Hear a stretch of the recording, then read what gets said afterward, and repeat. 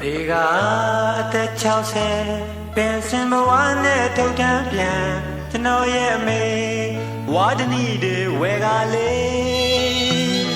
အကျော်ဆိုင်လေးကားလေးနှစ်ပေညော်ရန်အသင်းဖြစ်တဲ့အချိန်မှာအချစ်ဆုံးသားအထွေလေးက regional မှာအပူစားရဲ့ပြောမထွက်လို့အတူတူကြောင်းသွားဖို့လေးကို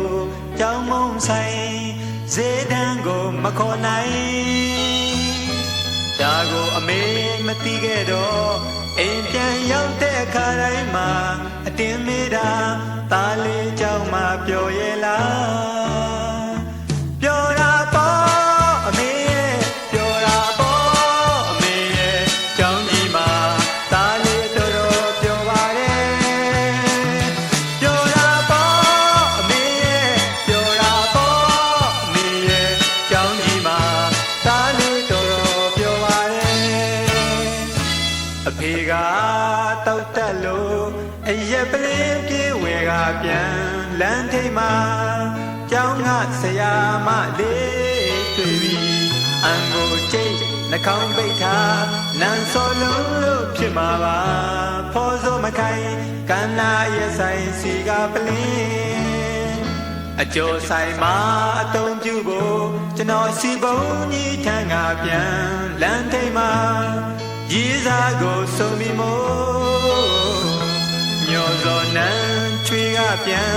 ဇိမ်ခံကားပရင်ဝါစီကမင်းမျက်နှာမနှံဝလောရာရင်နာတရားပြောတာပေါ့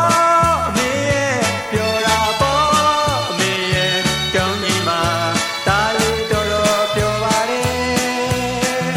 ပြောတာပေါ့အမေရဲ့ပြောတာပေါ့အမေရဲ့ကြောင်းကြီးမှာတားလေးတော်တော်ပြောပါတယ်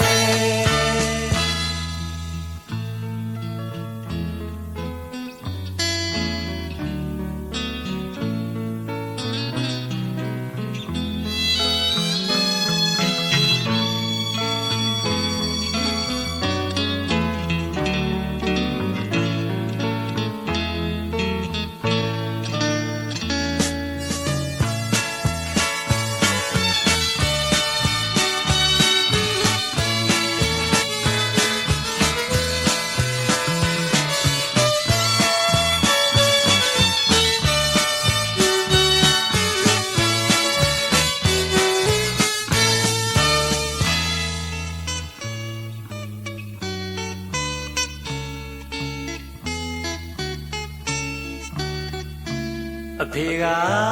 တောက်တက်လို့အရက်ပလင်းပြေဝဲကပြန်လမ်းထိပ်မှာကျောင်းကဆရာမလေးတွေ့ပြီးအံကိုကျိတ်နှာခေါင်းပိတ်ထားနန်းစောလုံးလို့ဖြစ်မှာပါ